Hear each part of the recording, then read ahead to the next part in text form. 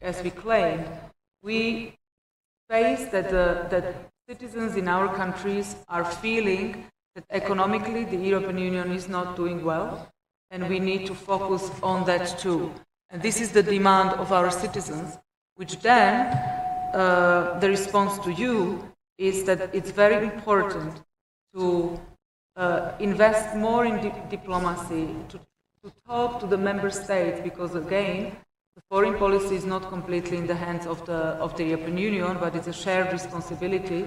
To big part, it's still with the competence of the member states, and it's very important that the member states do understand the common interests, because there are common interests here, but it's very important that on the common interest there is a unity inside of Armenia as well, because otherwise it will be very difficult to defend your interests.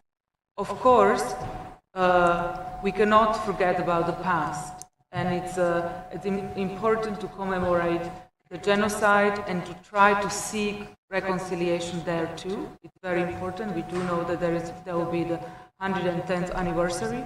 We need to bring up the political prisoners, the prisoners of war, of the recent tragic part of your history. This is very important, and I'm not saying that we should forget it.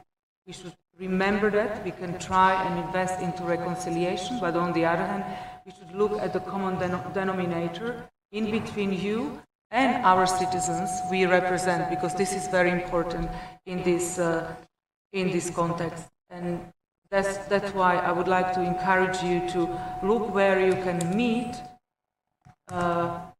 as the result of your efforts, and then reach out to member states. You have friends in the European Parliament.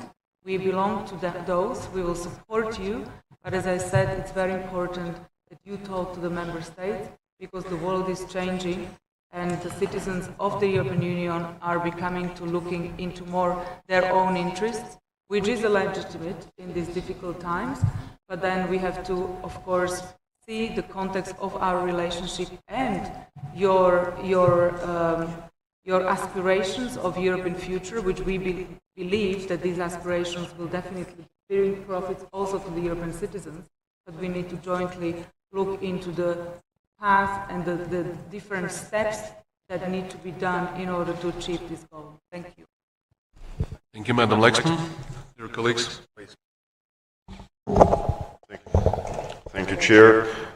First of all, I do respect too much the format. That's why I'm not turning this into the dialogue regarding the answers of the Minister. I have quite a few things to add regarding this topic. First of all, I do think that the EU owes Armenian nation a direct, exact, vivid answer where this process leads. What is the timetable? What is the realistic approach for that? Because we, the politicians, well, at least some of us, do understand the reality. But this process can cause, as Honorable Ambassador said, too high expectations, which at the end of the day will cause big troubles for all of us. Because the population now, thanks to the some satellite parties of the ruling party, is expecting that we will be part of the EU by the end of the year. So it's really important, and the EU owes this to us. Second, I'm extremely sorry that you have to hear about it, because you are not the people that I want to be heard about it, and I'm more than thankful for all you have done in the European Parliament for my country. And again, sorry that you have to listen to that. But I do think that European Union needs to have some clarity. There is a history of the EU-Qatar energy deal where the human rights issue and other issues of democratic freedoms were inserted in the framework of the energy deal. But we don't see the same story in case of Azerbaijan. And again, I'm sorry, you are not the recipients of this message. And last but not least, this is towards my government, well, at least people in charge.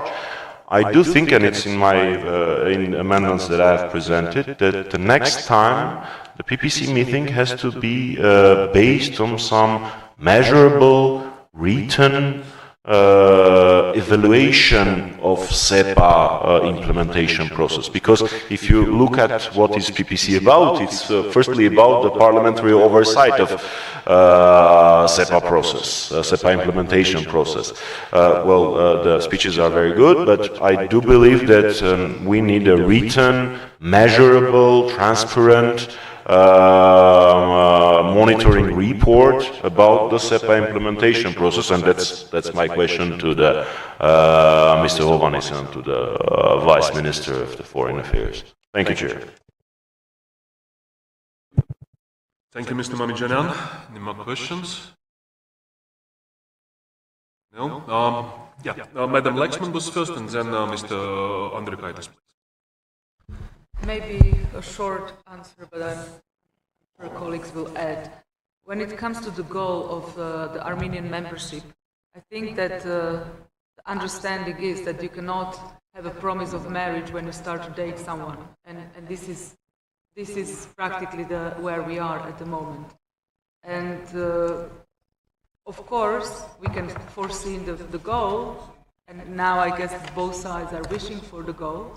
But there are many things which can happen on both sides, which are unpredictable, and we have lots of homework, as I said, because the citizens of our member states are less and less supportive of enlargement, more and more focused on their own issues and problems we face, especially economic issues, and we will not have an easy job to persuade the citizens. And you know that the ratification process has to go through all the member states, where some member states will have to have referenda, some member states will have to have it approved by the National Assembly. Many things can be happening on your side, so let's work together, let's do our best in order to pursue the aim, which is your membership inside of the European Union, without kind of demanding the promise of the other side of the final stage.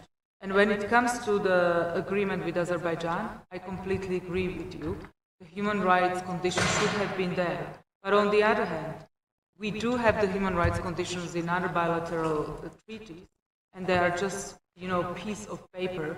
They're not even, for example, with China, often the human rights situation is not even mentioned, unfortunately, when there are bilateral negotiations between the Commission and the representative of the Chinese Communist Party. I'm stipulating this because we are often forgetting inside of the European Union with whom we are actually dealing. And the question then is it better that it's mentioned there and both sides ignore it, or is it better that it's not even mentioned there because then it's maybe more honest?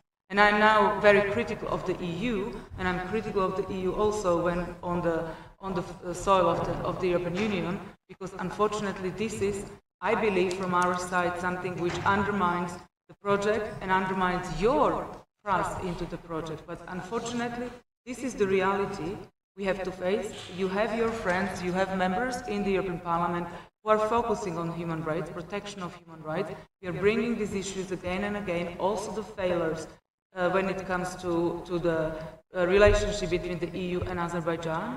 We do our best. You do have your friends, and we will continue doing our best. But unfortunately, reality is never ideal, but we have to do our best in order to get closer to the ideal. Thank you, Madam Lexman. Mr. Andriukaitis, please, and Madam Inkevich. Of course, I will continue when you just raised the question about final data or something. We are just in the beginning, not at the end. It is up to Armenia to decide. Up to Armenia to decide, not up to Lithuania, to Slovakia, Czech Republic, Slovenia. No. It means that, of course, when we are speaking about EU, please keep in mind, EU is a very democratic club of quite different member states, which are based on values. But of course, constitutional situations, of course, legal frames, a lot of interesting topics would be. But when we are speaking about necessity to develop our common view and strategy, first of all, it is in the hands of Armenian people. And of course, speaking about SEPA implementation plan, of course, also we can see from both sides. And it would be good to have, monitoring and some, where we are all together from EU side, from Armenian side. But it is method of working method only, which should be on the in every our meeting, not something so big or something challenging. Of course, speaking about situation with expectations. We all are facing a lot of difficulties. If compare 2004 and 2025, completely different situation. But today's geopolitical environment absolutely different. And Armenia has a chance to change your geopolitical security issue. It is, of course, a lot at stake. But we need to understand, are we all capable to have some common roadmap in which direction we are all going together? If you will decide that your partnership should be developed into next stage, being, the candidate country, it's a lot of work and a lot of capacity building, it's a lot of efforts, a lot of acquis communautaire. It's a difficult job. It's not like that, we need to understand, I don't know how many parliamentary circles will be when we will finish our negotiations. All issues are in our hands. Thank you, Mr. Andriukaitis. Madam Yankevich, and then Mr. Yadi. Just trying to answer your question, or I saw amendments from your party on also on those issues. We had a talk yesterday with you on that. But on enlargement such, and I will not campaign on possible your membership. It's not my business to campaign, to engage you for that. It's your decision. It's not EU decision. Without decision of one or another nation, will be no response. Nobody will say you that you have. Please come to us. It's not like European Union is working. It's maybe some other countries. They want to change thinking of the people, like it goes in Ukraine, that some countries say that they are not Ukrainians. You have to be like differently thinking people. It's not EU case. I will not campaign on that, but just to say a little bit what is happening with the enlargement, understanding on enlargement, not yes in all the countries, but the thinking is changing. Turning point was 2022, 3 years ago, when this bloody war, large-scale war started. Before that, it was at least no debates in EU about further enlargement, especially to the Eastern Partnership countries. Ukraine, other countries were not mentioned. Immediately after that, European Parliament adopted, and then process started with Ukraine, when Ukraine now is have candidate status, and Georgia as well. Georgia is a different case, but nevertheless. So it's turning point. Why? Because one of the reasons many of us understood, some of us understood before, of course, that those gray zones in the European continent, insecurity zones, insecure zones, it's also the reason of this bloody war. It's not because somebody provoked, it's opposite. Gray zones and those insecurity zones are the provocation for some authoritarian regimes to act. So it happened. And now we have different understanding. Ukraine is moving forwards, despite that this bloody war is still going, and they are defending their right to live together with us in the same European family with their blood. It's of course terrible outcome, but it took 14 years for us since we became members of EU, I mean Lithuania, 14 years. And that was not easy approach. Nobody were waiting us just saying, please come, please come. It was our decision. And we were trying to do our best. But you know what I would like to say to you? When you say that nobody is replying to our first reading, nobody from EU are saying that you are welcome, it's not because you have to get this message, but the goal to achieve EU standards before you will become EU members is beneficiary process for your people especially.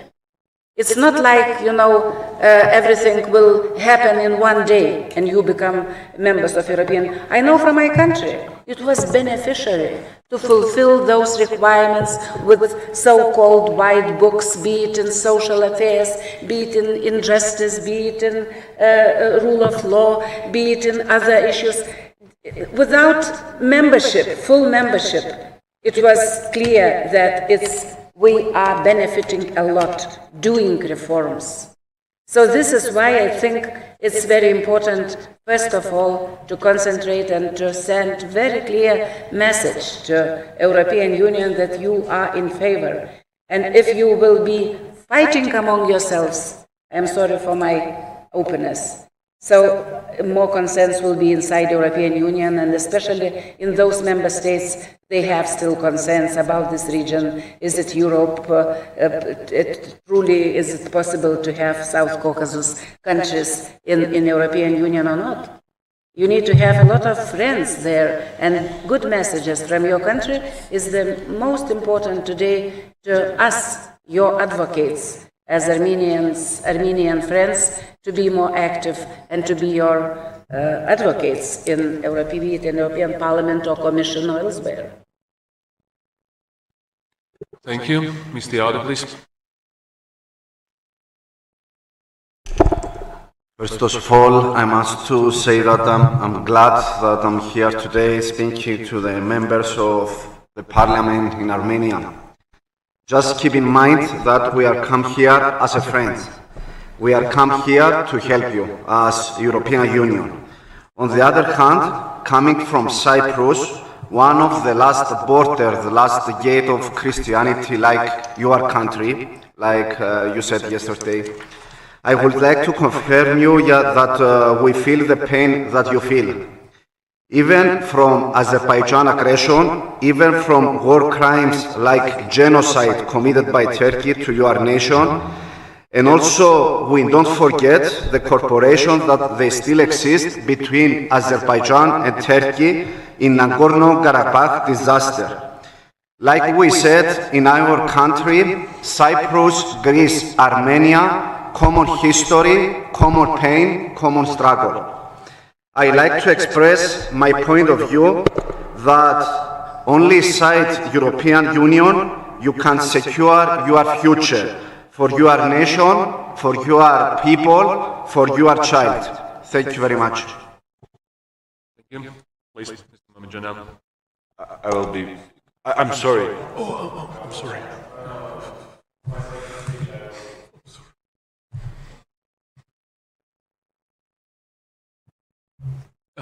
Madam Lawson, please. Sorry for...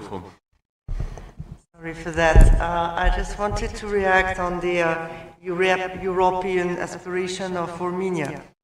First, let us say it, because I have not heard it yet. It's a honor for European Union to see so many countries looking towards our projects and our union. And I can understand why in the very confused time we are living, a union of rule of law, democracy, respect for values is something that third countries are interested in. And I think you're right. Of course, it will take time. Of course, it is a demanding perspective. But other countries did it before. It was not easier. They were also coming from former Soviet republics, for some of them, or anywhere from countries with very different histories, and they managed, and now they are in the European Union. Whether the EU in the future will be exactly the EU as we see it today, this I doubt, because we have focused on a number of priorities in the past, which may differ in the future. And also because the bigger we become, the more we will engage in different speeds European Union, as it is already the case. For instance, Schengen doesn't include all EU members. The euro is not shared by all EU members. And I think that, for instance, on security and defense, there will be more done by able and willing first, and others will join. So this European perspective should be seen as joining a project which is still in the making and which will probably be very different in 10 years' time from what it is today. Thank you, Madam Loisson. Yeah, please, Mr. Mamijanan. Thank you. I will try to be extremely brief. First of all, regarding the values, for not having any misunderstanding. I'm the representative of the political party that has signed the SEPA agreement. We worked for it.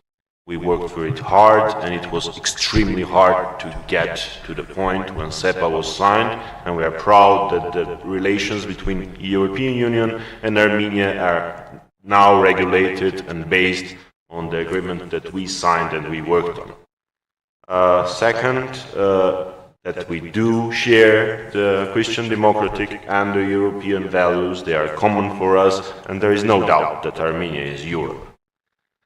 But I will continue Ms. Lexman's example.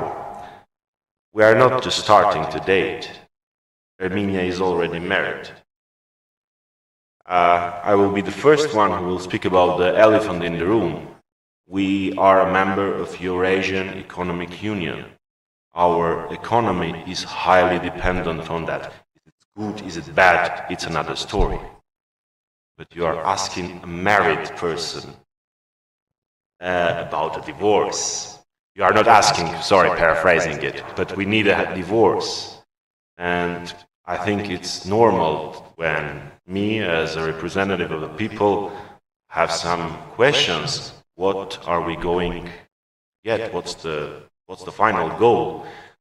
Once more, never doubt that our goals, our values regarding democracy, regarding human rights, regarding security, regarding Christian democratic values are the same. There is no doubt in this part. But I have a responsibility for my people. That's what I was talking about. Thank you. Thank you, Mr. Mamijanan. And Mr. Andrukaitis and then Mr. Yagoyan, I presume, would like to also... Thank you so much. First of all, EU is not based on Christian values, it's based on human rights and common values. I belong to social democrats. For me, it's absolutely acceptable that I have Christian Democrats around, liberals and so on. Second, EU is based on the rule of law.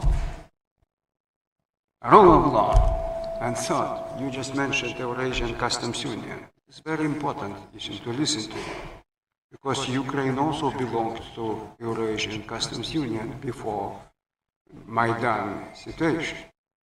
And I spent many times dealing with your countries, being commissioner and discussing different standards, different equivalents, different, technical issues.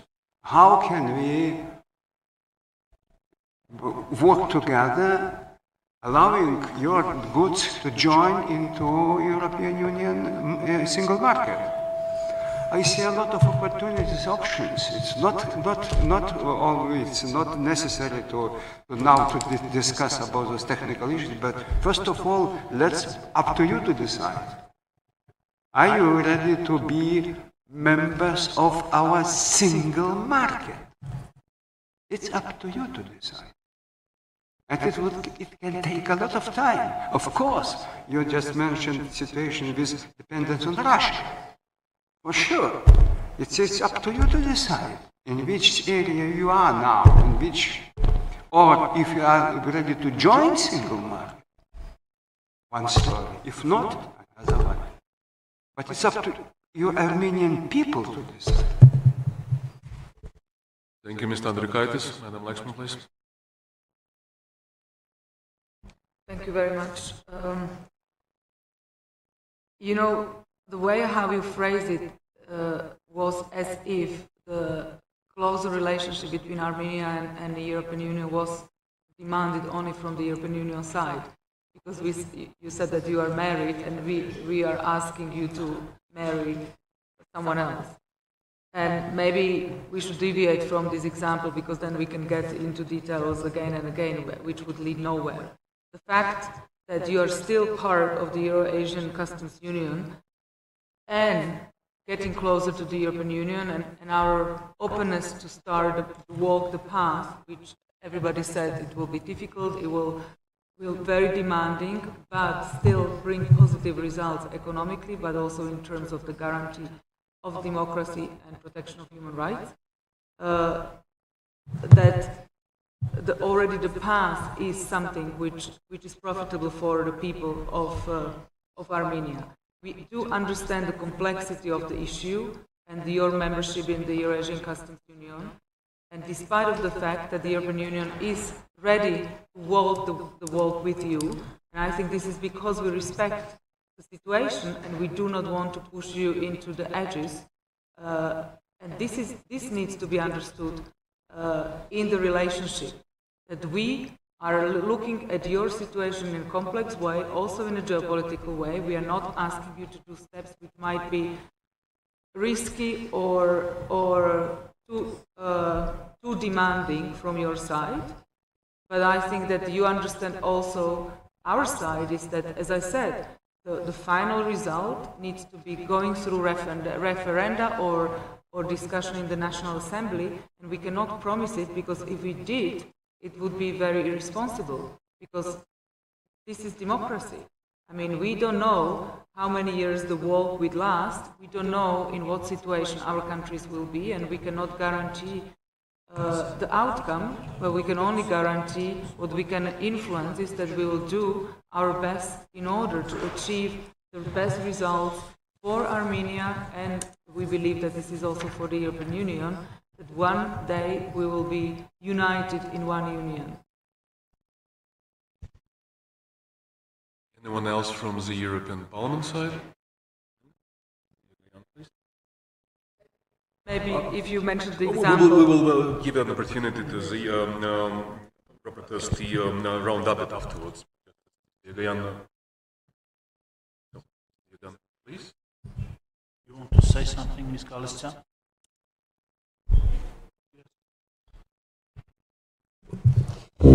Thank you, dear colleagues, dear guests. I welcome this very useful and valuable exchange of ideas and opinions, and I really appreciate the recommendations, the honest review and opinions coming from our European partners, members of the Parliament. I just couldn't restrain myself from providing a short feedback on the replic what I heard regarding the Armenia. I think I very appreciate the metaphoric examples which might simplify our complex world, but this is not the case. Armenia is not married to anyone and anything. And our cooperation with the European Union is not an extramarital affair. I think it is not appropriate to simplify these very complex geopolitical circumstances and situations to these metaphorics.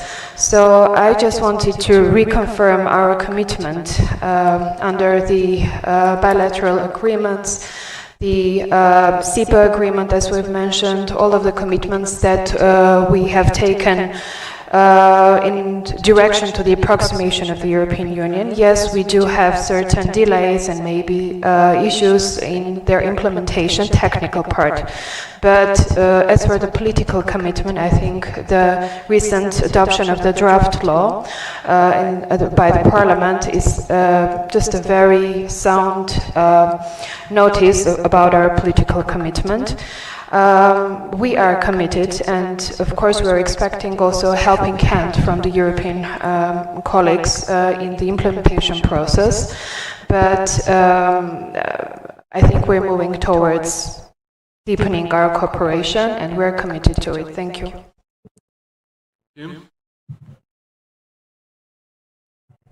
Thank you very much. And if there are no any other comments on this specific topic, I would like to have just a very short one. Mr. Mamidjanian said that there are parties that tell our people that Armenia might become a member of European Union this year.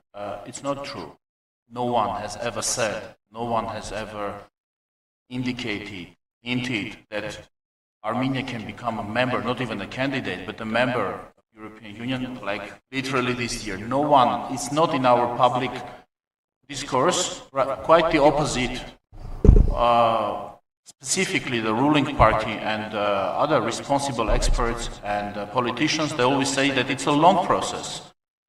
I have never heard of, there is no any case of any country becoming an EU member in the course of 1 year or already 10 months till the end of the year. So it's not true. But at the same time, I should say that yes, we should avoid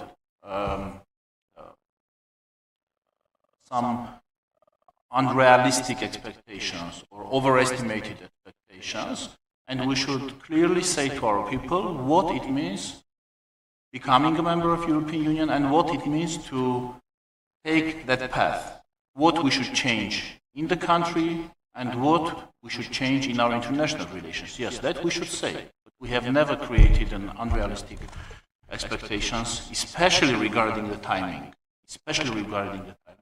I myself have said it a number of times that it's a long process. We haven't even yet signed an association agreement in its classical sense, which would include a DCFTA. Only this step itself might take years, and not to speak about becoming a candidate state and ultimately a member state if the political decision is there. So I had to make this clarification for our colleagues from European Parliament. Thanks, and we will now... Just we have to...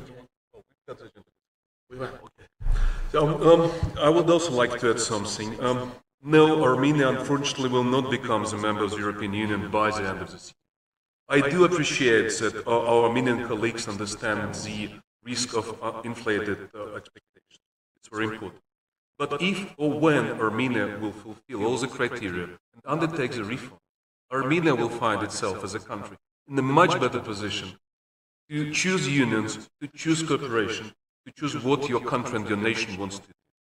And now what I would like to give the floor back to Deputy Minister Hovhannisyan and Ambassador Maragas for the reactions. If you've got any, obviously, please. Thanks a lot. First of all, thanks to distinguished members of European Parliament for encouraging statements and understanding of our complex situation. I took two questions. One was on the capacity. Indeed, it is a challenging issue. We work now hard to see what additions should be made. Relevant ministries should have these special departments now to deal with the issues, and we also rely on support from European Union in this regard. We already have a special advisor from European Union in the office of our Deputy Prime Minister. We have from some member states, from France, it's 5 advisors in relevant ministries. It's infrastructure, it's emergency situation, it's the Ministry of Defense, it's Ministry of Health, and more coming. So, of course, the assistance of European Union would be important, crucial, and we work closely with our EU friends, with ambassador on weekly, if not daily level on those issues, so hopefully that would be addressed. To the issue of Mr. Mamidjanian, yes, we could present actually more detailed report. That would be more technical and of course more, it was not used to this format, but why not? We could think about presenting more detailed information next time and probably engage the representative of the Office of Deputy Prime Minister who is coordinating the issue. Again, thank you. Thank you. Ambassador, please. I want also to thank all the participants for very, very interesting and very important points made.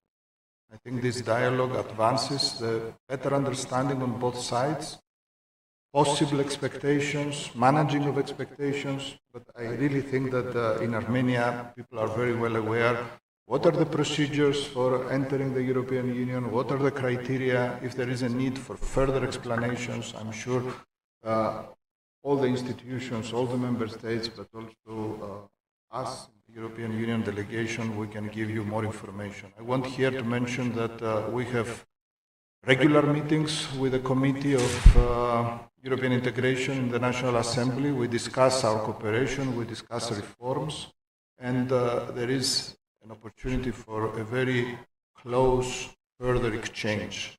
If there is a need for further discussions and even more technical ones, we are ready to undertake this additional effort together. I want also to recall that in the context of SEPA, and I want to really pay tribute to everybody who has contributed to the negotiations and the signing of this very important agreement. In the context of SEPA, we have, apart from the Joint Parliamentary Committee, we have also the the Partnership Council, which is monitoring the overall implementation. And then we have all the technical work which is taking place at the level of the Partnership Committee. The last meeting was here in June. And then the Partnership subcommittees, which are working very closely, exchanging information. Lots of this information transparently is shared also publicly. And when it comes to the Partnership Council, which has the overall responsibility, I want to recall that the European Commission is publishing a partnership implementation report every year. Last year, just before the Partnership Council in February, we published a very comprehensive report. It doesn't go to all the technicalities, so further work, as the Deputy Minister has said, is happening, and we are ready to see how we can share this information. But I think the big picture, it's a complex one, is known, and actually we are really talking here about reforms in many areas. I just highlighted a few from the work that we are doing on a daily basis. But actually behind these very few areas that I highlighted, there is a lot which is ongoing. And actually I just spent, before actually Minister came, I just said a few sentences about the visa liberalization dialogue process. But here again, I want to stress that we are working on a very, very technical level in order to identify the issues. And this will go to the action plan. So the technical work is going. As Mr. Andriukaitis and other members mentioned, there is a need for further capacity building. You can be guided also by the experience of other partners who have gone through the visa liberalization dialogue, through the association processes in the past. But I'm sure that there is a lot of capacity, there is great potential in Armenia, as there is political will also to strengthen the possibility and the capacity to deliver. We are working together, but in reality we are talking about ownership, which is there, and I hope it can be further demonstrated with the delivery of further results in all the areas, the more political ones, but also the more technical ones, sometimes affecting the life of people. And I want to mention one very important piece of information. Yesterday, the European Commission has adopted a regulation allowing Armenia to export fishery products. This is also done, has been done because of all the huge technical work which has been done in the past period, that I want here to pay tribute to all of you who have contributed to that. So the work is there, the results are coming one by one, but this requires, I think, further determination. Thank you very much. Thank you so much. Thank you, Deputy Minister Hovhannisyan. Thank you, Ambassador Maragos. So this part is closed. Now we're moving back to point number 6. So I will be giving the floor back to you, my co-chair, Mr. Yugayan, and afterwards we will finally have a coffee break. Thank you very much. So under the topic of consolidation of democratic reforms, the rule of law and the protection of fundamental freedoms in Armenia, Minister of Interior, Ms. Arpine Sargsyan will have a speech.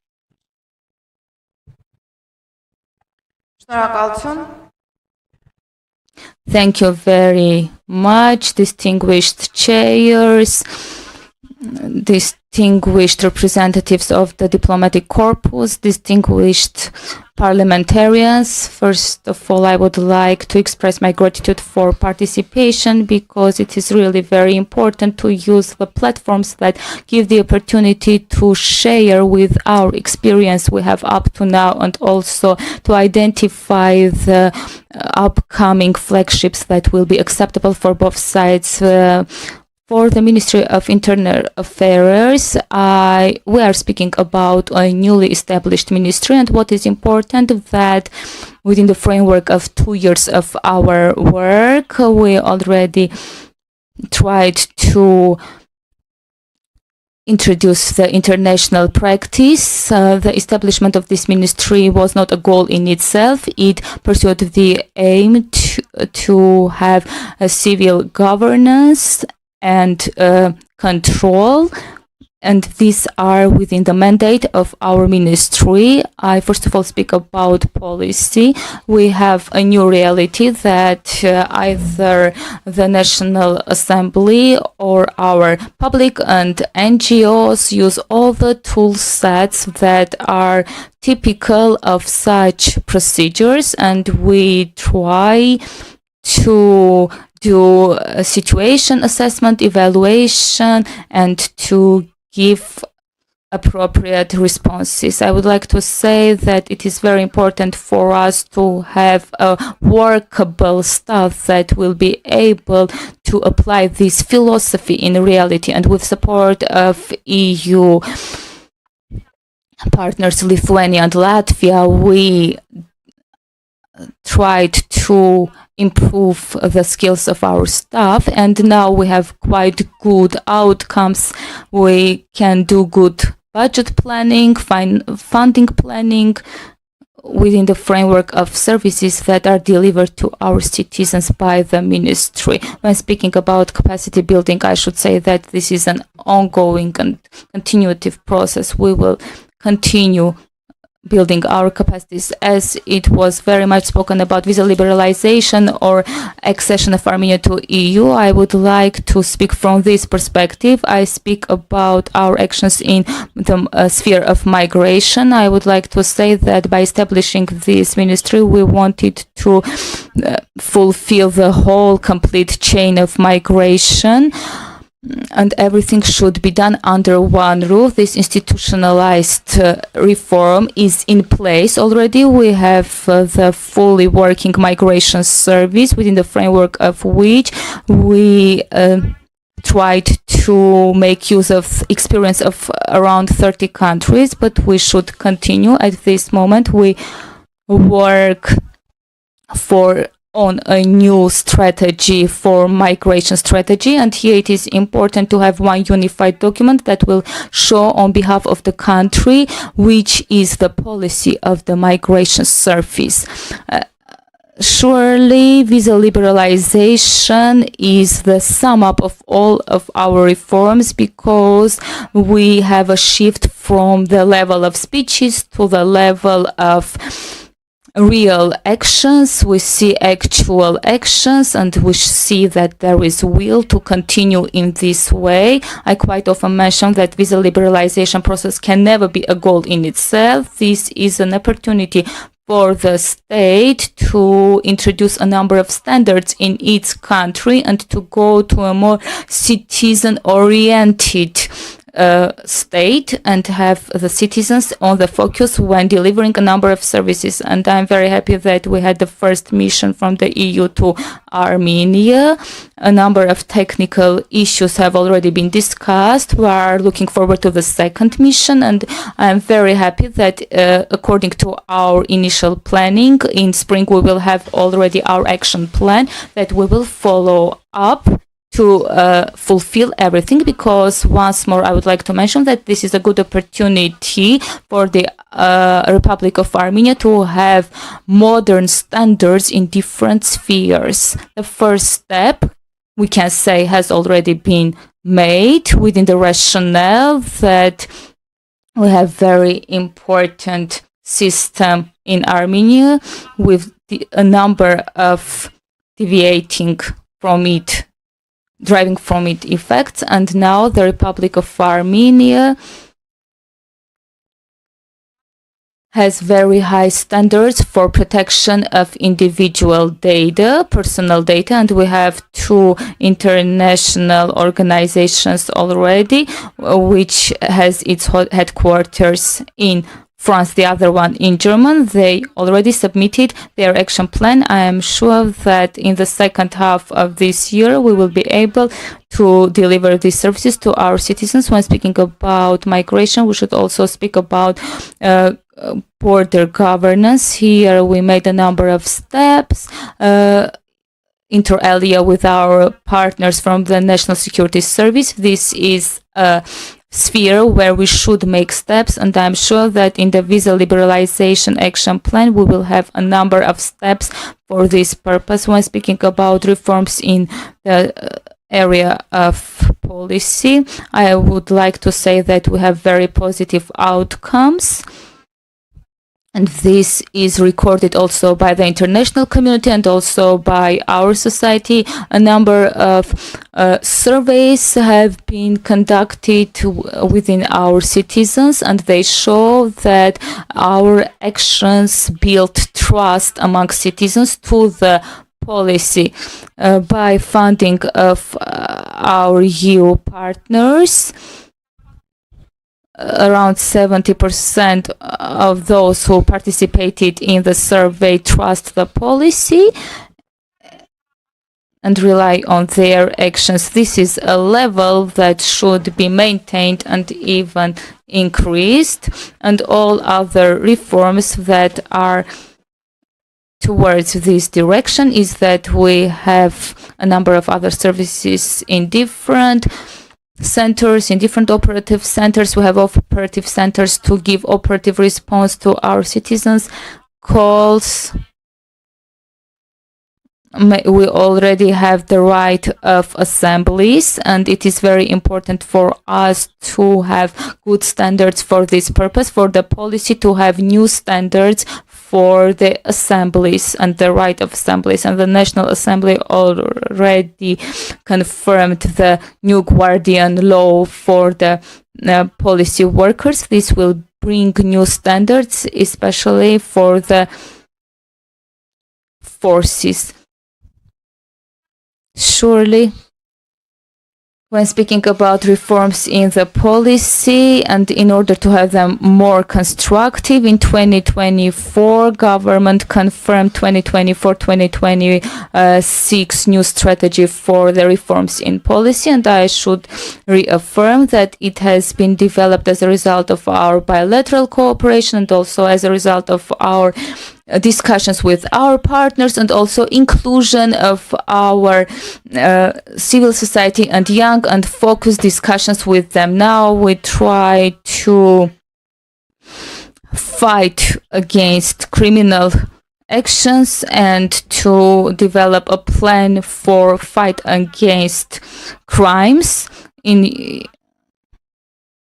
will try to finalize our works with, and this will be a new achievement for our cooperation and for also fight against crimes.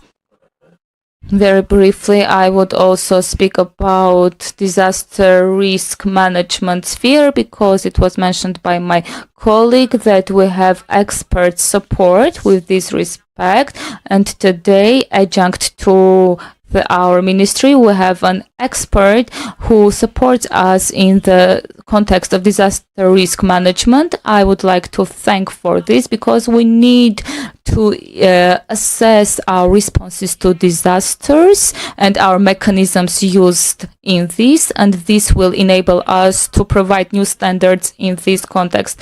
Last year, unfortunately, we had very bad accidents in Tavush and Lori when we had many losses, but taking lessons from this, I would like to say that we tried to evaluate our situation in Lori and Tavush with new standards, and we also tried to understand which post-disaster programs should be in place here. And I should like to say that this toolset also helped us to identify a number of gaps, to identify also our good experiences that will enable us to make our processes more standardized. I would like also to highlight that in the near future, we will also come to our reforms for the rescue service, because the last direction that is in the ministry as a direction that should be reformed is the rescue services and the disaster risk management block. I believe that the new project that we are negotiating about with our EU partners will enable us to have tangible reforms in the rescue service, because though huge humanitarian work has been done for many years in this field, we need to go in tune with the modern standards to understand what reforms should be done. If I continue, dear colleagues, dear partners, about our actions to be taken in the ministry, it will take quite a long time, so let me stop here. Let me thank you once more for such an opportunity. Let me thank the European friends for this value-based cooperation, because it is very important that we share your values, and the ministry and the mandate of the ministry share those values. Thank you. Thank you. Do you have any questions, dear colleagues? Mr. Mamijanyan? Thank you. Sarkisyan, I have a few questions regarding the amendments that are presented, and I do believe that my partners have to hear about it. First of all, I do agree we need reforms, not because we have to, or we want to, or we will enter any geopolitical organization, but because we do need them, because we want to live in a better place, and we want to build a more secure country. I have two questions. First, what is the situation regarding the internal investigations for those policemen who, in my opinion, have used excessive force against peaceful protesters? And please pay attention, I phrase my words very clearly. And second, very particular one.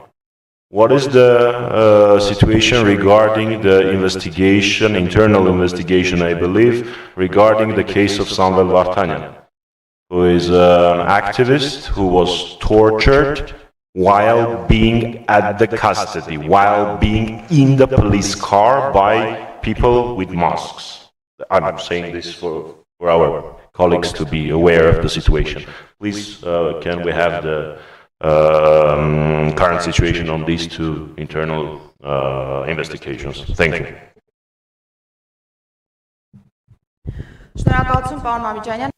Thank you very much, Mr. Mamijanyan, for the questions. It seems, I think, that the authorizations of the ministry is very clear. On different occasions, I've had the occasion to speak about these questions as well, that any exercise in unproportional exercise of force, unproportional as we see it, obviously the ministry's internal safety and anti-corruption department has to start internal investigation. But per the legislation adopted by the National Assembly, such cases have to be stopped if there is in parallel going a criminal case. Because it is the criminal case that is considered the higher institution appropriate to give the answers to the questions. if in the context of the freedom of assembly, in the cases that you are mentioning, including the case of Mr. Samuel Vartanyan, in the investigative committee, there is already launched a criminal proceeding. Therefore, I cannot afford to give any assessment at all on them, because I represent the executive branch of the power, and I understand where my authorities stop. It is the investigative committee that has to give the answers to your questions, and I think time will come for them to give those answers. Thank you. Thank you. From the members. If not, then I would have to thank Ms. Minister for indeed a comprehensive report, and with this, the discussions under the sixth topic are over, and we will go for a coffee break for some 15 minutes, not more. Please, and we will continue.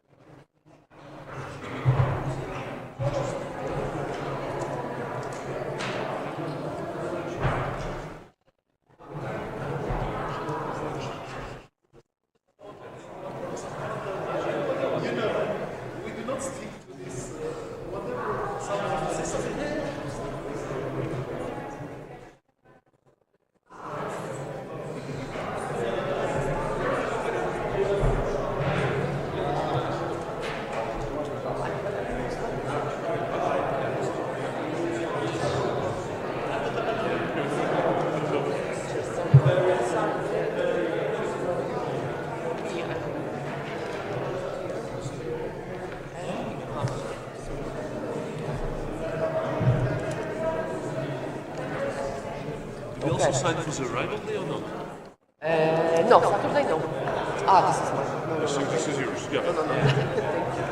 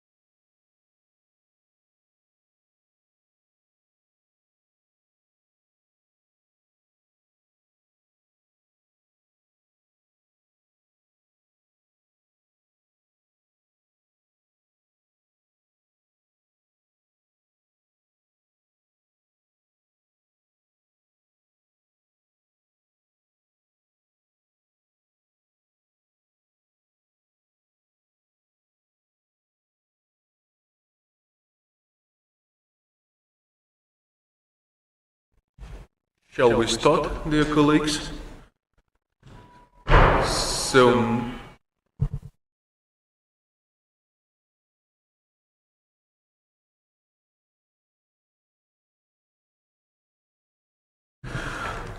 So we are now at point 7 of our agenda. That's about EU support to Armenia's resilience through economic, trade and energy cooperation and diversification. I welcome Mr. Narek Ovakimyan, Deputy Minister of Economy of the Republic of Armenia, who is joining Ambassador Maragos to discuss with us on this topic.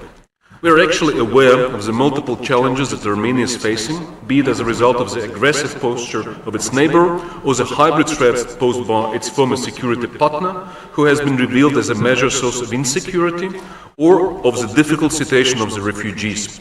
Supporting the country's resilience against these challenges is a top EU priority.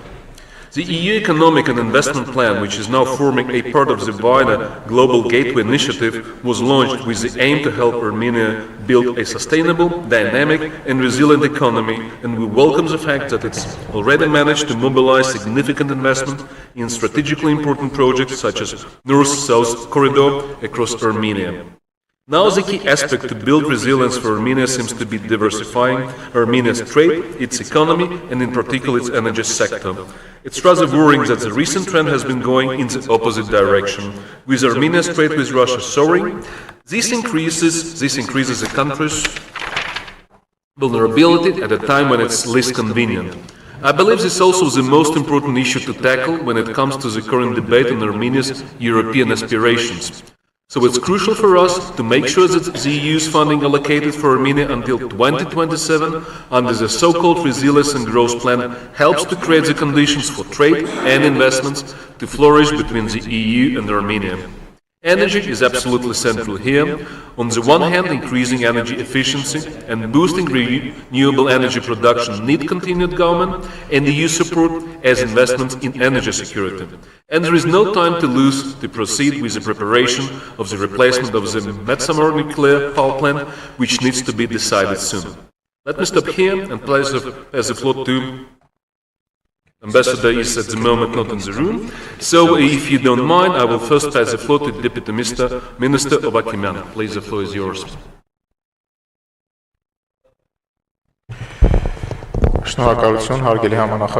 Thank you, dear co-chairs, distinguished guests. I would like to present the strategy that we are working on now in the ministry. We are already in the phase of finalizing and confirming it. Here, the role of our EU partners is very important in the process of development of the export strategy. The strategy has been based on the studies of the working markets where we are positioned with our products. Here we studied how new products can be placed in those markets. We mostly put stress on quality because we understand that when speaking about export, we firstly should base our strategy on the quality of the goods and products, and the standards, we should be in compliant with the standards of the countries we are exporting to, otherwise it would be vulnerable. Here it is very notable to speak about the fact that the operating markets do not hinder the process of increasing the level of the new ones. We should increase the quality and not the quantity. Within this rationale, we not only with our strategy, but within the framework of EU cooperation, we try to improve the role of infrastructure. In our plan for the near future, we have the plan for capacity building, which will enable us for accredited laboratories in the Republic of Armenia. Those laboratories can introduce their documents, and those documents can be recognized also in the EU member states. In our strategy, we put much importance also to extra products. We need to pay more attention to complex products. As for other topics that were raised, all these topics found their place in our strategy. This refers to the renewable energy. This much about the strategy. If you have questions, feel free to raise them.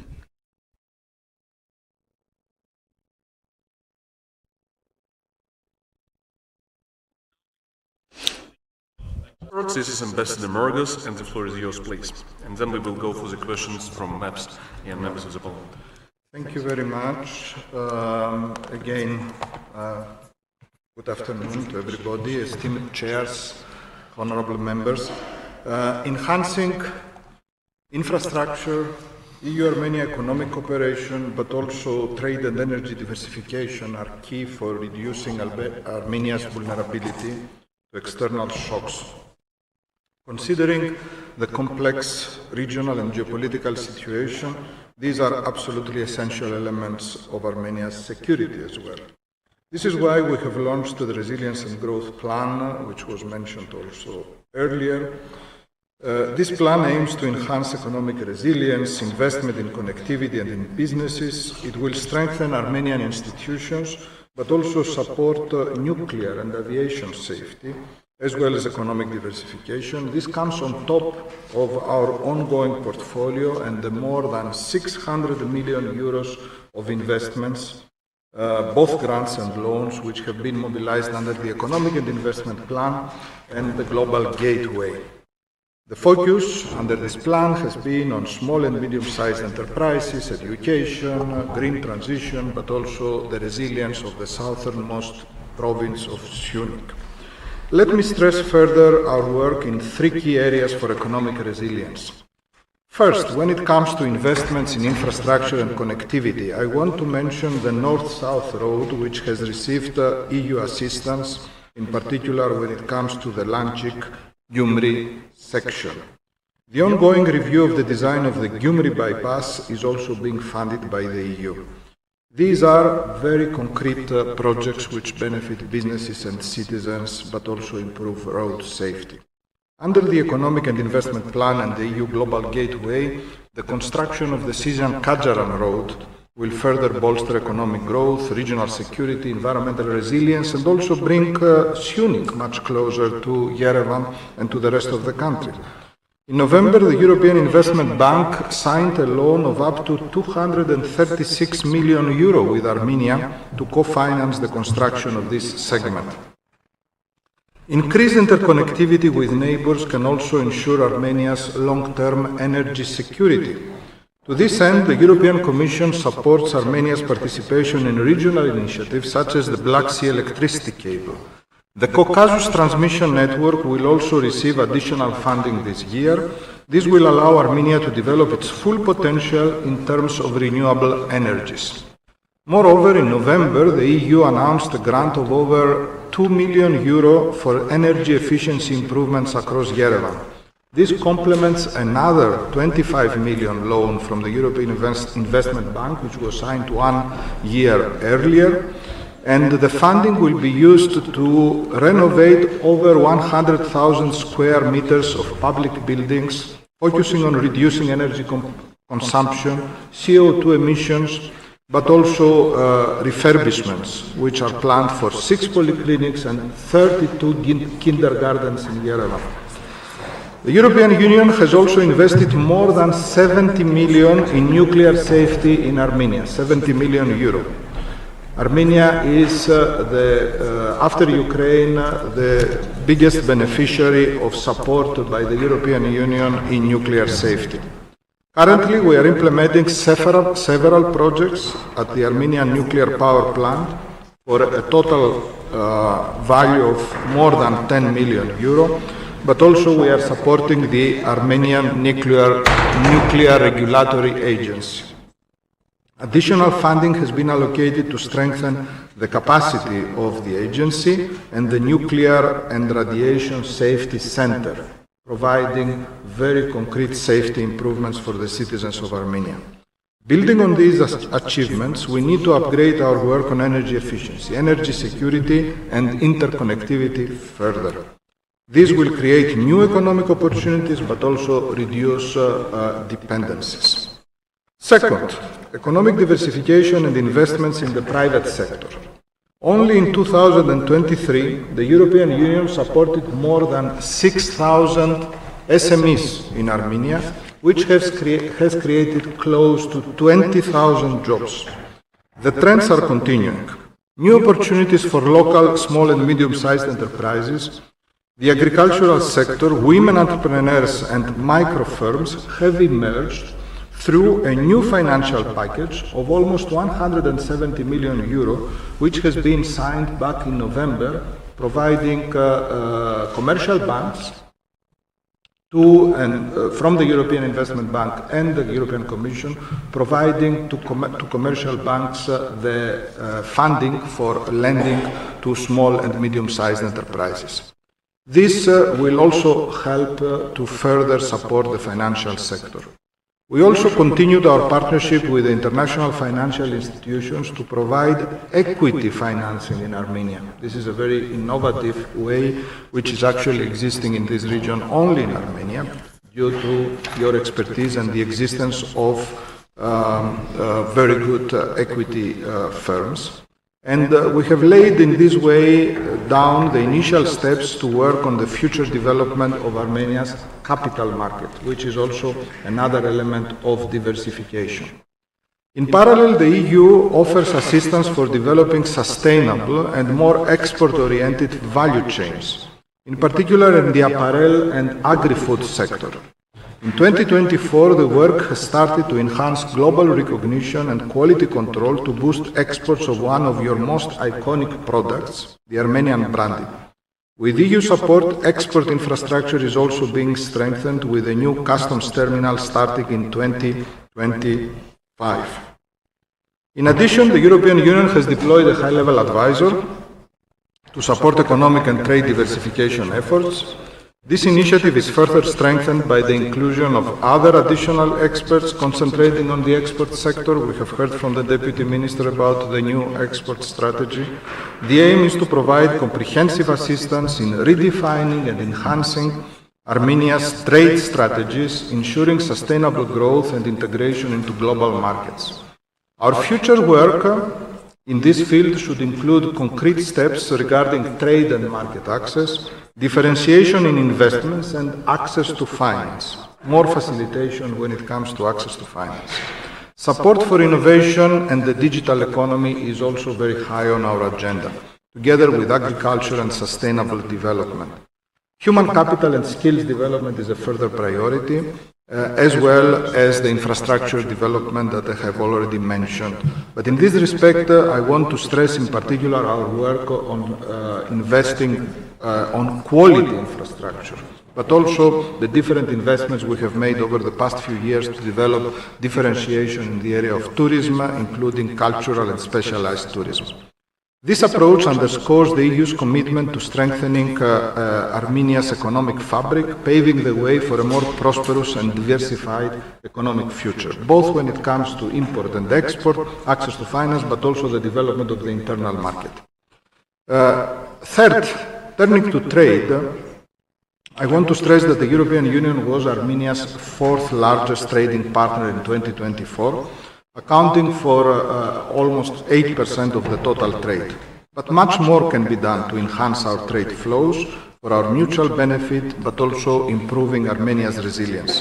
Stepping up the implementation of the trade aspects of SEPA will contribute to diversifying exports, and as I mentioned earlier, a decision has been taken actually yesterday to include Armenia to the list of the countries which can export fish to the European Union, and this is due to very concrete technical work which has happened in the previous period.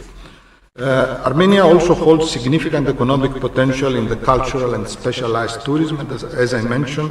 Under the Catapult Creative Accelerator program, the EU has been supporting creative and cultural industries in Armenia to catalyze a thriving creative economy.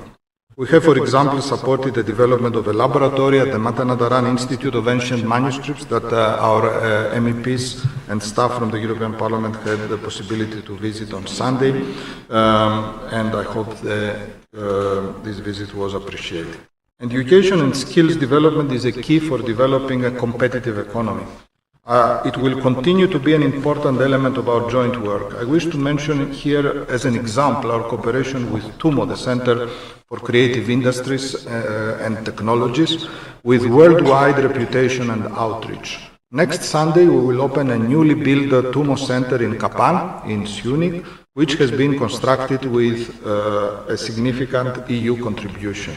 We also have a joint project to transform, with TUMO, to transform the historic Gyumri market into an international culinary school, a hub for culinary and cultural tourism and gastronomy, but also developing the local value chains, the agricultural economy in particular. Dear co-chairs, dear members, by working together, government, Team Europe, international partners, civil society, the economic actors, I'm sure we will be achieving further concrete results for the benefit of citizens of Armenia, but also to strengthen the competitiveness of Armenian businesses. This will help to raise living standards, but also strengthen the resilience of Armenia. Thank you very much. Thank you, Ambassador. Dear colleagues, members of the Parliament and members of the European Parliament, who would like to ask questions or make any comments?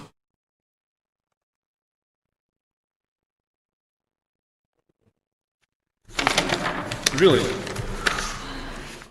Then I would need to say thank you to our rapporteurs, and we are moving further on to point number 8. And this is now the duty of co-chair to run further on our meeting. Thank you, Mr. Ushakov. Thank you so once again. Thank you, dear colleagues. Under the topic number 8, we discuss EU-Armenia cooperation in addressing regional and global security challenges and the process of normalization of relations between Armenia and its neighbors. And the floor is yours, Mr. Hovanesyan, Deputy Minister of Foreign Affairs. Mr. Baluri Hovanesyan will present the report, please. Thank you, Mr. Co-Chair.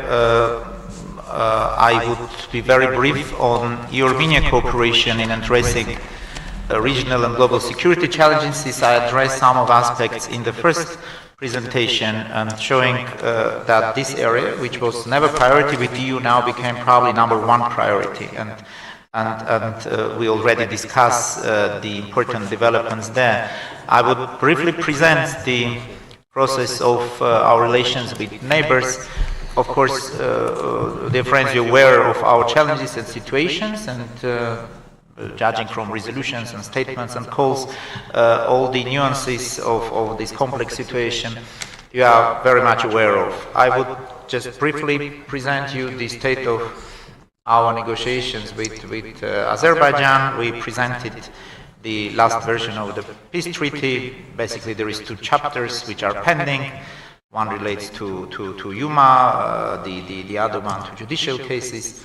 We present our views on these chapters. We haven't heard from the Azeri side yet on that. We presented the paper on opening of communications,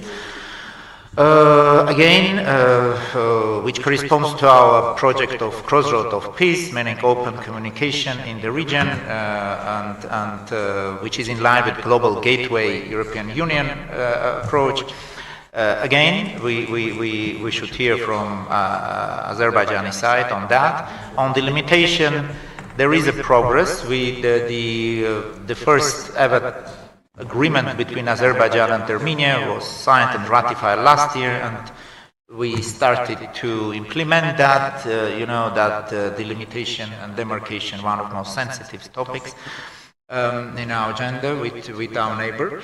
At least we could say that there is a positive dynamic there. Same time, the rhetoric from Baku, we see not less surprising messages each time, bringing dangerous narratives. It could be about the so-called Western Azerbaijan. It could be a corridor mentality towards communications. Again, prisoners of war still there. You see this shameful process in Baku, which was very far from any normal judicial process. So the challenges remains to be there. We engaged with all partners who are interested in supporting the peace efforts. We very much regret that because of Azerbaijani position, the European Union mediating and facilitating format is not active for the moment. We discussed the topic with Magdalena Grono about possible engagement of new president of the EU Council, of High Representative. We expect the visit in very shortly to Armenia and Azerbaijan, and of course with the member states, which quite keen on their position to turn a page and have a progress on establishment of peace in our region, which suffered a lot. Same approach with Turkey. We made many attempts to normalize relations. The political dialogue is active. There have been a number of exchanges, meetings between foreign ministers, president and prime minister, and on other levels, including special representatives, both sides assigned. Still, a number of agreements were achieved, not implemented. One of them visits of citizens of third countries to both countries, that's and persons with diplomatic persons. Still to be discussed, and with the opening of the border again, there is some technical talks, but again, I cannot present you any specific progress on this side. Again, as I mentioned in earlier statement, our approach is to diversify the foreign policy. Our new exchanges with partners like India, Latin American countries. We have new embassies opened in the recent time. Ambassador of Cyprus was here, first resident ambassador. Ambassador of Belgium was appointed in 2023. The Canadian embassy was open. So our extension of our diplomatic network is there. We try to engage with different countries in different continents. That's the approach. If there is any specific question, I would be glad to answer. Thank you. Yes, and of course, most importantly, with Washington, we try to establish new ties with new administration. We had already a number of visits and exchanges with the new administration. The role of US was very important in again establishment of the peace in our region, and we are very much interested that this role will be continued.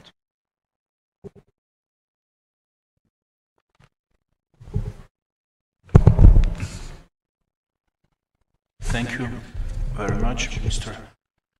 Ovanesyan. Questions, please? Ms. Yuknevichiana. Yeah. Again, thank you very much. I will not repeat what was already mentioned by myself and my colleagues in the first panel. You also made a very comprehensive statements, and it's very much related with this panel, of course. Neighborhood and re-establishing relations with neighboring countries. I think it's fundamental issue before start to talk about the future of be it European future or elsewhere, but especially to European aspirations. And of course, we understand the complexity, the very difficult geography of your country. But that is the only place for Armenians to live, like us Lithuanians as well. You know that many years, decades ago, before the World War II in Lithuania, because of our also difficult geography, some philosophers proposed to move Lithuania from Baltics to Madagascar. But of course now it's like some, not joke, but that was in practice, but it's not possible, of course. I just wanted to underline that we understand very well where you live and what is this regional importance for yourselves. But yes, yesterday it was very impressive to know, to listen more from your Prime Minister on Crossroads of Peace.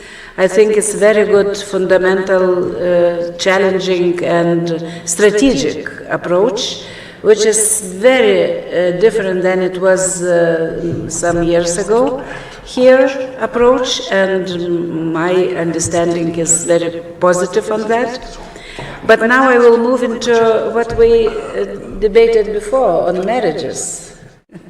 So, what is the status of the marriage? Because some people told us, and still officially, if you really consider that this marriage, official marriage, still exists with those countries you had relations, I mean, on Eurasian area, marriage status with Russia, and so on and so on. So, because without divorce, it will be not new marriage.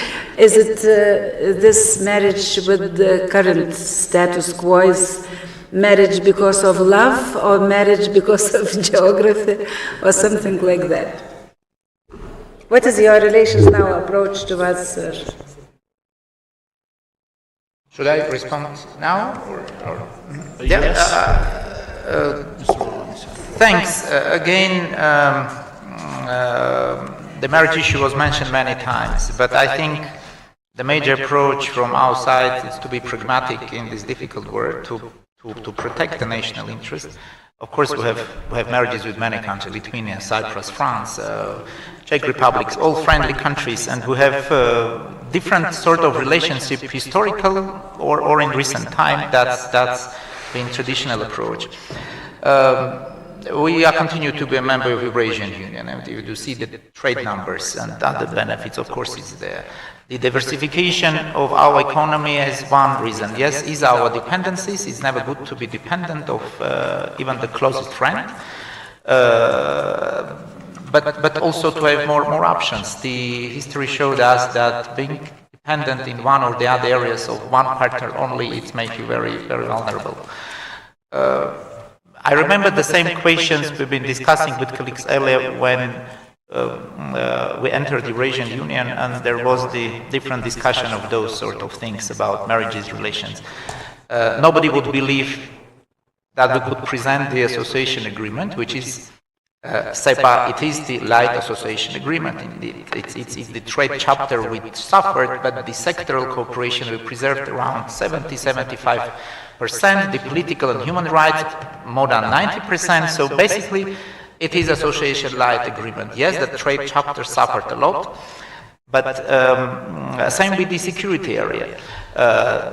Armenia to benefit from European peace facility, that was not very optimistic scenario when we started the process. So I wouldn't put the whole situation of black and white. Historically, we've always been balancing since the beginning. It was Alexander the Great and Achaemenid Empire. It was Roman Empire and Persian Empire. It was Arab Caliphate and Byzantine.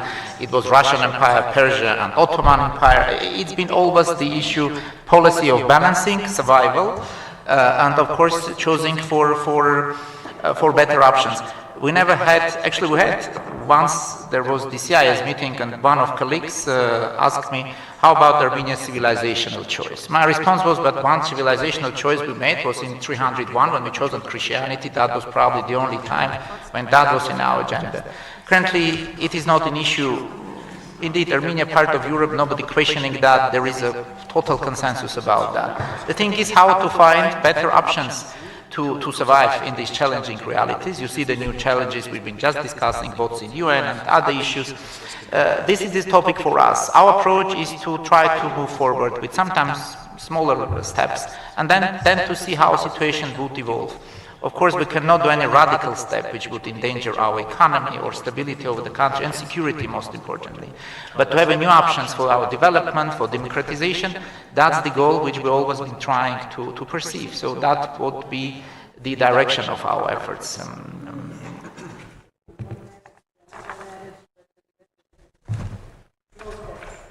Ms. Yuknevichena, you want to reply? No? Mr. Kochayan, please. Thank you.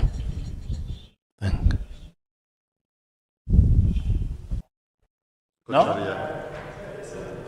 Okay. Then, Mr. Mamijanyan, if you want to respond, yes. Merci. So now we're speaking business. The purpose of my questions was not, by no means, was not to create discomfort to the colleagues, but it's more to show the truth to the citizens, because I am responsible towards the citizens, to give first-hand information. That's why I was asking my questions initially. But I would like to speak now about the security, regional security.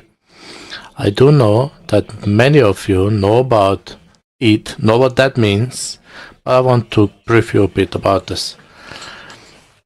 I had interactions with Azerbaijani MPs a couple of times, sometimes in a Chatham House format, so I have to keep the confidentiality and not give names.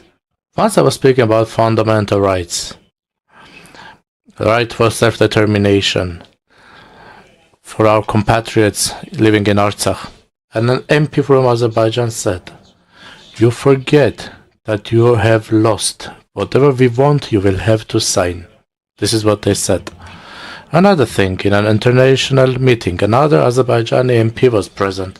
In a private conversation, they said, "We will never return your POWs.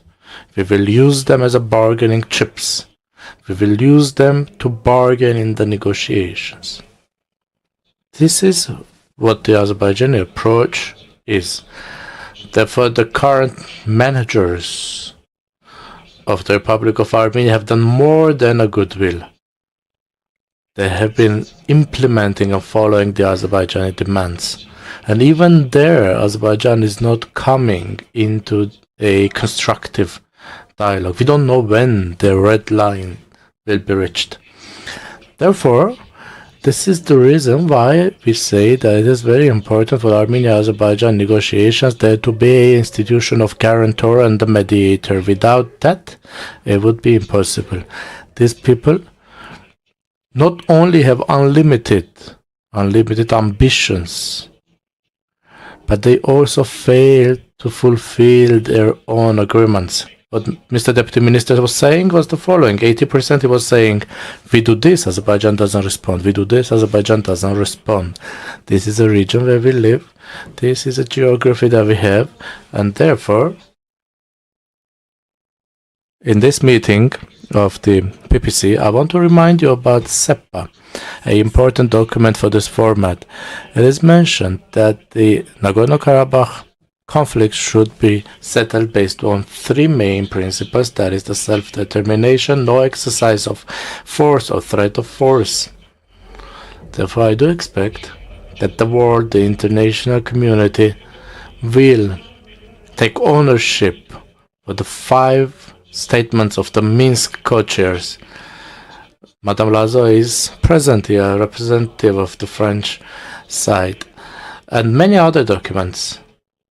Because conflict or problem settlement in this way should not become a normal practice. And I do think and I do believe that if in any point of the world, in Europe, if everyone says that imposed peace is unacceptable, I hope they can apply the same logic for my country as well. Thank you.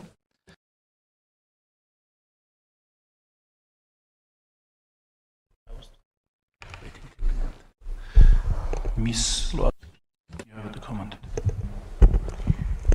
You heard my name, and anyway, I wanted to participate in this conversation.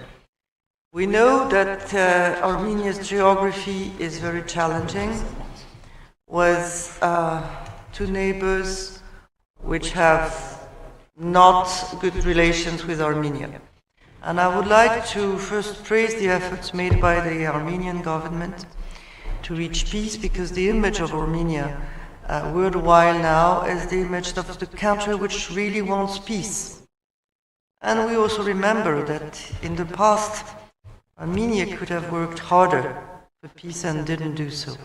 I would like to praise the current government for its efforts, and I would like to call for unity from political parties to support peace efforts.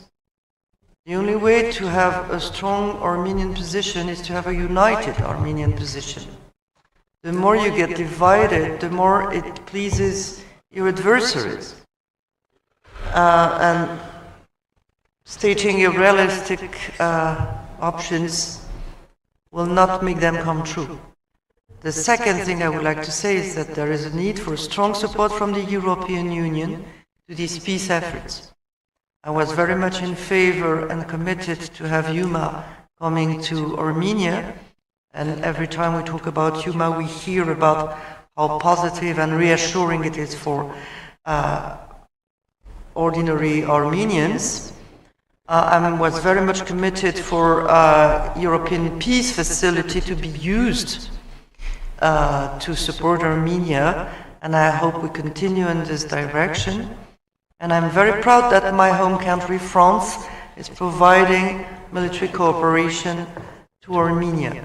I think this is the way to be at your side now, not looking at the past, looking at the present and at the future, and being united together.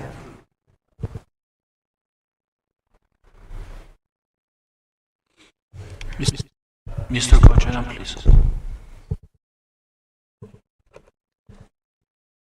Dear colleagues, we appreciate the committee's efforts to address Armenia's regional challenges and condemn Azerbaijan's historical and ongoing aggressive actions. However, we must emphasize that the portrayal of Armenia's domestic political environment is misleading and fails to acknowledge serious governance issues. The assertion that Armenia is a fully functioning democracy and a leader in good governance is far removed from reality. In truth, Armenia faces serious democratic deficits, including the suppression of opposition voices, politically motivated prosecutions, and a significant lack of judicial independence. The provisions on media freedom, judicial reforms, and human rights do not accurately reflect the conditions in our country. At present, political opposition members are being targeted with prosecutions, a development that directly undermines the democratic principles the statement we're supposed to vote for intends to uphold. In contrast, we strongly support and appreciate the recommendations addressing Azerbaijan's continued aggression and the ethnic cleansing of Armenians in Nagorno-Karabakh. Recognizing the rights of displaced people to return, demanding the release of all prisoners, and emphasizing the protection of Armenian cultural heritage and properties are really vital steps toward justice and accountability. These measures are essential not only for remedying past injustices, but also for ensuring long-term regional stability. These must remain a priority for both the European Union and the international community. So we urge the EU to move beyond rhetoric and implement concrete measures, including targeted sanctions on Azerbaijan to enforce compliance with international law. The forced displacement of Armenians from Nagorno-Karabakh constitutes a grave violation of international law. We call on the EU to lead efforts to secure the safe return of these displaced populations under international protection and to facilitate the release of all detained Armenians in Baku.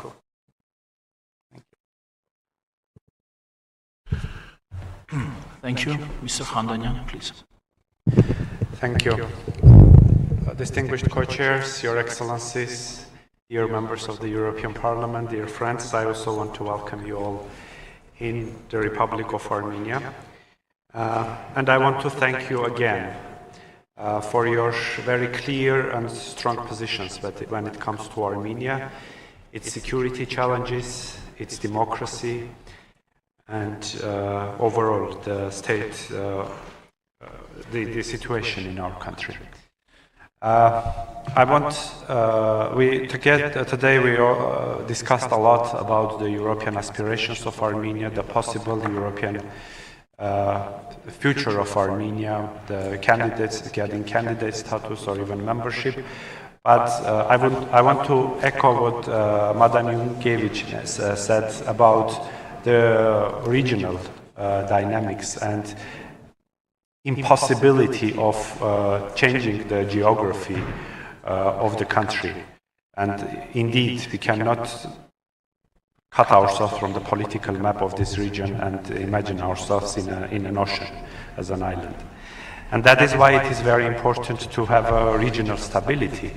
Regardless we are going to be members of the European Union or not, we need to stay independent in this region for a very long time. And Deputy Foreign Minister has already described the state of negotiations with two of our neighbors, with Azerbaijan and Turkey, and our expectations and the situation right now on the ground. I would also like to talk about the importance of our relations with Iran and Georgia. We have very good dynamic relations with these two countries, and it is important for us to maintain these relations with Iran and with Georgia, because those are our northern and southern gateways to the world, and we have very pragmatic, very open relations, and we very value also the position of our European friends, that they understand the complexity of this region and our relations with our neighbors. The crossroads of peace were also mentioned, and this topic is always most of the time is being mentioned in the context of the blocking of communications and infrastructure with Azerbaijan. But I would say that this is more than that. This is a larger regional project that the government of Armenia pursue, and we always say that we are a gates of Christian world, we are gates of democracy. There are times when we want to be not only gates but also intersection. So when it comes to global trade, when it comes to communication and the platform for economic trade, and why not cultural, political cooperation from east to west and from south to north. And today we talked about a lot of pillars that the Armenia and the European Union are working together, and I think it was not mentioned enough the role of the UMA, which is, and it's not even possible to value the support of the European Union in that regard. I think the monitoring mission is the most tangible and visible support that now that Armenia is getting from the European Union, not only in terms of security and its actual role of monitoring the security situation, but also in terms of perception of the European Union in the eyes of Armenian citizens. It has changed a lot in this regard. And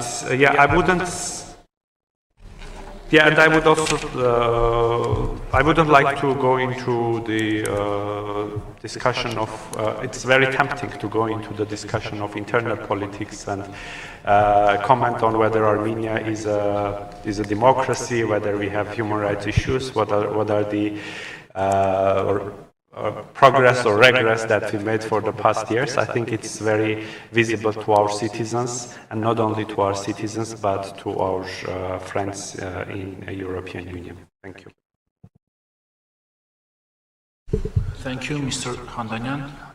Mr. Eadi, please. Thank you very much. Mr. Minister, I heard very carefully your speech, and the only thing that I want to say that is good to show positive approach even with hostile countries. But I will speak by our example, and please keep in mind that is not always positive, the good willing, but often taken as a weakness and will be used for requests for more claims. So I urge you to be careful, because history is not the past. On the other hand, those who do not learn from their history are convicted to live it again. Thank you very much. Thank you very much. Any other comments, dear colleagues? If not, then I would suggest us to take one more short break so that the final draft statement is distributed and amendments are distributed, so you would have time to read the final one and to decide how to vote. Just 10-15 minutes of break, please. And that would be kind of a suggestion if we can take this break 5-10 minutes, 15 minutes without really leaving the room, so we don't spend time on getting back again. It was from the delegations, not. If you have already read everything, we can pass now. No, we'll definitely need at least 5 minutes just for technical alignment. Okay, then 5 minutes. Thanks.